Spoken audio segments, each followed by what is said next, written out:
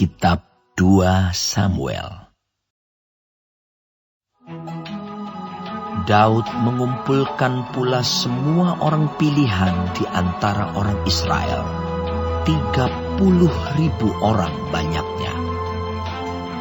Kemudian bersiaplah Daud, lalu berjalan dari Baale Yehuda dengan seluruh rakyat yang menyertainya, untuk mengangkut dari sana tabut Allah yang disebut dengan nama Tuhan semesta alam, yang bertakhta di atas kerubim. Mereka menaikkan tabut Allah itu ke dalam kereta yang baru setelah mengangkatnya dari rumah Abinadab yang di atas bukit. Lalu Uza dan Ahyo, anak-anak Abinadab, mengantarkan kereta itu. Uza berjalan di samping tabut Allah itu, sedang Ahyo berjalan di depan tabut itu. Daud dan seluruh kaum Israel menari-nari di hadapan Tuhan dengan sekuat tenaga, diiringi nyanyian, kecapi, gambus, rebana, kelentuk, dan ceracap. Ketika mereka sampai ke tempat pengirikan Nakon, maka Uza mengulurkan tangannya kepada tabut Allah itu, lalu memegangnya, karena lembu-lembu itu tergelincir. Maka bangkitlah murka Tuhan terhadap Uza. Lalu Allah membunuh dia di sana karena keteledorannya itu. Ia mati di sana dekat tabut Allah itu. Daud menjadi marah karena Tuhan telah menyambar Uza demikian hebatnya. Maka tempat itu disebut orang Peres Uza sampai sekarang. Pada waktu itu Daud menjadi takut kepada Tuhan, lalu katanya, "Bagaimana tabut Tuhan itu dapat sampai kepadaku?" Sebab itu Daud tidak mau memindahkan tabut Tuhan itu ke tempatnya, ke kota Daud. Tetapi Daud menyimpang dan membawanya ke rumah Obed-Edom, orang Gad itu. 3 bulan lamanya tabut Tuhan itu tinggal di rumah Obed-Edom, orang Gad itu. Dan Tuhan memberkati Obed-Edom dan seisi rumahnya. Diberitahukanlah kepada Raja Daud demikian, "Tuhan memberkati seisi rumah Obed-Edom dan segala yang ada padanya oleh karena tabut Allah itu."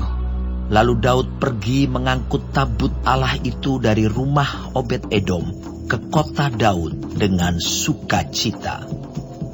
Apabila pengangkat-pengangkat tabut Tuhan itu melangkah maju 6 langkah, maka ia mengorbankan seekor lembu dan seekor anak lembu gemukan.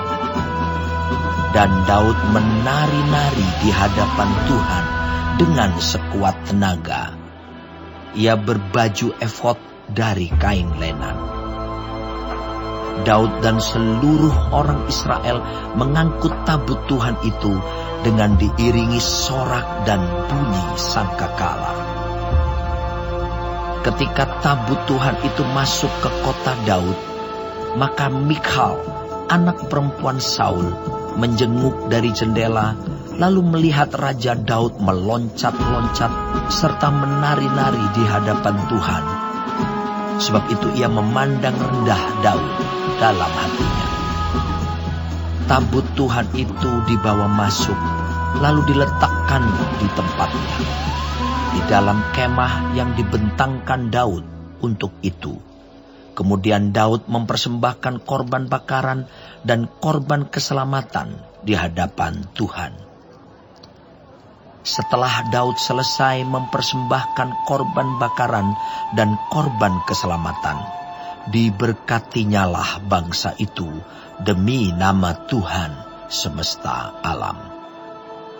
Lalu dibagikannya kepada seluruh bangsa itu, kepada seluruh halayak ramai Israel, baik laki-laki maupun perempuan, kepada masing-masing seketul roti bundar, sekerap daging, dan sepotong kue kismis.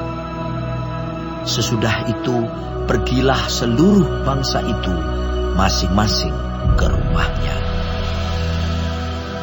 Ketika Daud pulang untuk memberi salam kepada seisi rumahnya, maka keluarlah Michal binti Saul mendapatkan Daud. Katanya, betapa raja orang Israel yang menelanjangi dirinya pada hari ini di depan mata budak-budak perempuan para hambanya, merasa dirinya terhormat pada hari ini, seperti orang hina, dengan tidak malu-malu menelanjangi dirinya.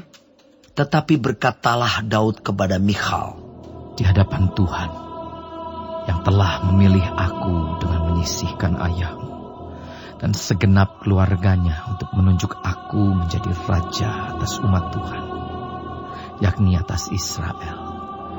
Di hadapan Tuhan aku menari-nari, bahkan aku akan menghinakan diriku lebih daripada itu.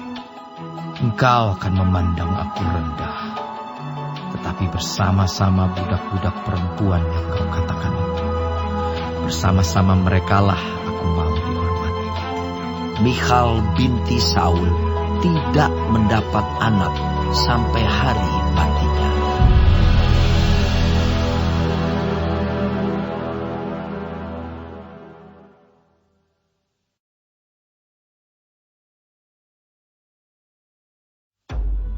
Ketika raja telah menetap di rumahnya dan Tuhan telah mengaruniakan keamanan kepadanya terhadap semua musuhnya di sekeliling, berkatalah raja kepada Nabi Natan, lihatlah, aku ini diam dalam rumah dari kayu aras, padahal tabut Allah diam di bawah tenda. Lalu berkatalah Natan kepada raja, baik, lakukanlah segala sesuatu yang dikandung hatimu, sebab Tuhan menyertai engkau. Tetapi pada malam itu juga datanglah firman Tuhan kepada Natan demikian. Pergilah, katakanlah kepada hambaku Daud, beginilah firman Tuhan. Masakan engkau yang mendirikan rumah bagiku untuk kudiami. Aku tidak pernah diam dalam rumah sejak aku menuntun orang Israel dari Mesir sampai hari ini. Tetapi aku selalu mengembara dalam kemah sebagai kediaman. Selama aku mengembara bersama-sama seluruh orang Israel, pernahkah aku mengucapkan firman kepada salah seorang hakim orang Israel yang kuperintahkan menggembalakan umatku Israel, demikian, mengapa kamu tidak mendirikan bagiku rumah dari kayu aras?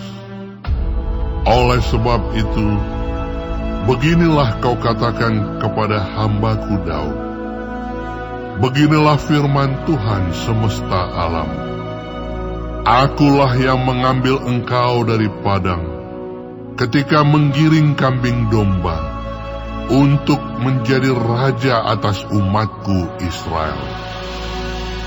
Aku telah menyertai engkau di segala tempat yang kau jalani, dan telah melenyapkan segala musuhmu dari depanmu. Aku membuat besar namamu, seperti nama orang-orang besar yang ada di bumi. Aku menentukan tempat bagi umatku Israel, dan menanamkannya, sehingga ia dapat diam di tempatnya sendiri, dengan tidak lagi dikejutkan, dan tidak pula ditindas oleh orang-orang lalim seperti dahulu, sejak aku mengangkat hakim-hakim atas umatku Israel. Aku mengaruniakan keamanan kepadamu daripada semua musuhmu. Juga diberitahukan Tuhan kepadamu, Tuhan akan memberikan keturunan kepadamu. Apabila umurmu sudah genap, dan engkau telah mendapat perhentian bersama-sama dengan nenek moyangmu, maka aku akan membangkitkan keturunanmu yang kemudian, anak kandungmu, dan aku akan mengokohkan kerajaannya. Dialah yang akan mendirikan rumah bagi namaku, dan aku akan mengokohkan tahta kerajaannya untuk selama-lamanya. Aku akan menjadi bapanya, dan ia akan menjadi anakku. Apabila ia melakukan kesalahan, maka aku akan menghukum dia dengan rotan yang dipakai orang, dan dengan pukulan yang diberikan anak-anak manusia. Tetapi kasih setiaku tidak akan hilang daripadanya, seperti yang kuhilangkan daripada Saul, yang telah kujauhkan dari hadapanmu. Keluarga dan kerajaanmu akan kokoh untuk selama-lamanya di hadapanku. Tahtamu akan kokoh untuk selama-lamanya. Tepat seperti perkataan ini dan tepat seperti penglihatan ini, Nathan berbicara kepada Daud. Lalu masuklah Raja Daud ke dalam. Kemudian duduklah ia di hadapan Tuhan sambil berkata, "Siapakah aku ini, ya Tuhan Allah? Dan siapakah keluargaku, sehingga Engkau membawa aku sampai sedemikian ini? Dan hal ini masih kurang di mata-Mu, ya Tuhan Allah. Sebab itu Engkau telah berfirman juga tentang keluarga hamba-Mu ini dalam masa yang masih jauh, dan telah memperlihatkan kepadaku serentetan manusia yang akan datang, ya Tuhan Allah. Apakah yang dapat dikatakan Daud kepadamu lebih lagi daripada itu? Bukankah Engkau yang mengenal hamba-Mu ini, ya Tuhan Allah? Oleh karena firman-Mu dan menurut hati-Mu, Engkau telah melakukan segala perkara yang besar ini dengan memberitahukannya kepada hamba-Mu ini. Sebab itu Engkau besar, ya Tuhan Allah. Sebab tidak ada yang sama seperti Engkau, dan tidak ada Allah selain Engkau. Menurut segala yang kami tangkap dengan telinga kami. Dan bangsa manakah di bumi seperti umat-Mu Israel, yang Allahnya pergi membebaskannya menjadi umatnya, untuk mendapat nama baginya, dengan melakukan perbuatan-perbuatan yang besar dan dahsyat bagi mereka, dan dengan menghalau bangsa-bangsa dan para allah mereka dari depan umatnya. Engkau telah mengokohkan bagimu umat-Mu Israel, menjadi umat-Mu untuk selama-lamanya. Dan Engkau, ya Tuhan, menjadi Allah mereka. Dan sekarang, ya Tuhan Allah, tepatilah untuk selama-lamanya janji yang Kau ucapkan mengenai hamba-Mu ini dan mengenai keluarganya. Dan lakukanlah seperti yang Kau janjikan itu. Maka nama-Mu akan menjadi besar untuk selama-lamanya, sehingga orang berkata, Tuhan semesta alam ialah Allah atas Israel. Maka keluarga hamba-Mu Daud akan tetap kokoh di hadapan-Mu. Sebab Engkau Tuhan semesta alam, Allah Israel, telah menyatakan kepada hamba-Mu ini demikian, Aku akan membangun keturunan bagimu. Itulah sebabnya hamba-Mu ini telah memberanikan diri untuk memanjatkan doa ini kepadamu. Oleh sebab itu, ya Tuhan Allah, Engkaulah Allah, dan segala firman-Mu lah kebenaran. Engkau telah menjanjikan perkara yang baik ini kepada hamba-Mu. kiranya Engkau sekarang berkenan memberkati keluarga hamba-Mu ini, supaya tetap ada di hadapan-Mu untuk selama-lamanya. Sebab ya Tuhan Allah, Engkau sendirilah yang berfirman, dan oleh karena berkat keluarga hamba-Mu ini diberkati untuk selama-lamanya.